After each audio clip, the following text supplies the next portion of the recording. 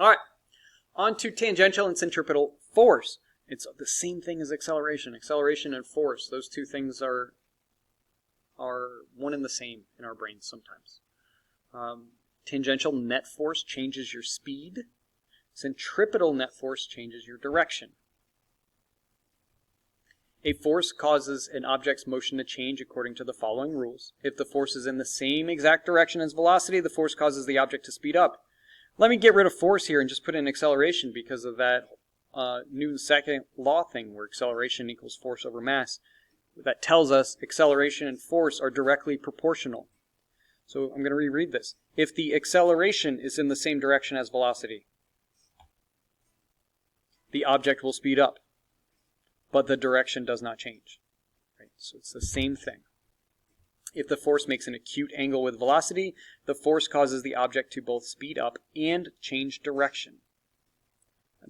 That's the slightly new part. If the force makes a right triangle with velocity, the force causes the object's direction to change, but can't change the speed. If the force makes an obtuse angle with the velocity, the force causes the object to both slow down and change direction. If the force is in the exact opposite direction as velocity, the force causes the object to slow down, but does not cause the object's direction to change. The object will just keep going on a straight path. You try to get out of your way. There we go. So we have a ball bouncing, and then going straight up, and then straight down. The weight is exactly opposite of the ball's velocity on the way up. The weight is the red vector, velocity is the green vector, changing directions. Because force is parallel to velocity, the force cannot make the ball travel in a curved path. The path has to be in a straight line. Because the force makes an obtuse angle with velocity, right here, we're slowing down on the way up. Obtuse is anything greater than 90, right? This angle between the two is 180 on the way up. On the way down, it's acute. The angle is 0. Because force is parallel to velocity, the force cannot make the ball travel in a curved path. Instead, it has to be in a straight line. And because the force makes an acute angle with velocity, the force causes the ball to speed up. Actual projectile motion now. As the ball rises, the force makes an obtuse angle with the velocity vector. Slowing, slowing, slowing, slowing. Stops in the vertical direction, but still has horizontal velocity. Force is not parallel to velocity, so the object must travel in a curved path. A parabola in this case. If you imagine putting a circle around this part right here, you can see this is kind of circular motion. Because the force makes an obtuse angle with velocity, the force causes the ball's speed to decrease. Let you look at that a second. There we go. As the ball falls, the weight makes an acute angle with the velocity vector. If it's acute, speeding up. Force is not parallel to velocity, so the object must travel in a curved path. Because the force makes an acute angle with velocity, we're speeding up. Speeding up means higher kinetic energy. At the highest point, the force is perpendicular to the velocity. So what's happening? The ball's direction is changing and the ball is traveling a curved path, but the ball is neither speeding up or slowing down at this moment. If you're not speeding up and you're not slowing down at that moment,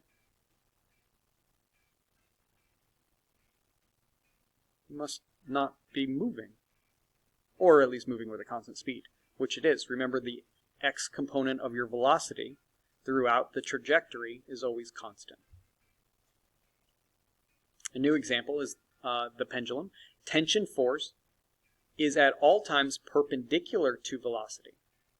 Even though the tension is growing maximum right there and then shrinking to basically nothing at the top. Tension force cannot change the speed. All the tension force does is change the direction because... fell out of my chair there. Let's see. Because the weight force makes an acute angle with the velocity vector. On the way up, Bob's speed decreases because of weight force makes an obtuse angle with the velocity vector. Onto the roller coaster. going around a loop. What forces are acting? Remember, we talked in depth about the normal force and the role of the normal force as acting as the centripetal force around the loop. There it goes. Here we go. All right, so the normal force, weight force equal each other out, and then we have a larger normal force until both of them are pointed in the same direction. All right, so normal force is always perpendicular to the velocity vector, so the normal force cannot cause the car to speed up or slow down. Instead, the normal force can only change motion to curve around the loop. That's what the centripetal acceleration does. That's what the centripetal force does. It changes the direction. And the centripetal acceleration or centripetal force has to be perpendicular to make circles. Car slows down when the weight force makes an obtuse angle with a velocity vector. This happens as the car climbs up the loop. Car speeds up when the weight force makes an acute angle with the velocity vector. So weight is in red, velocity is in gray or white. Obtuse, acute. So let's start speeding up. There we go. And it stays acute. Ready? Here we go. One last time. Obtuse, obtuse, obtuse, obtuse, obtuse, obtuse, obtuse, obtuse. 90 degrees, acute. There we go. For curve motions, we need to separate the forces into two categories. We have tangential forces that are parallel with velocity, centripetal forces that are perpendicular to velocity. If any force is neither parallel or perpendicular to velocity, then we have to resolve that force into components. One component is centripetal, which will be perpendicular to velocity, and the other is tangential to velocity. For tangential forces, Newton's second law appears as forces in the same direction as velocity, or stuff that makes it go, minus stuff holding it back, equals mass times tangential acceleration. So if we're talking about tangential force, then we're talking about tangential acceleration.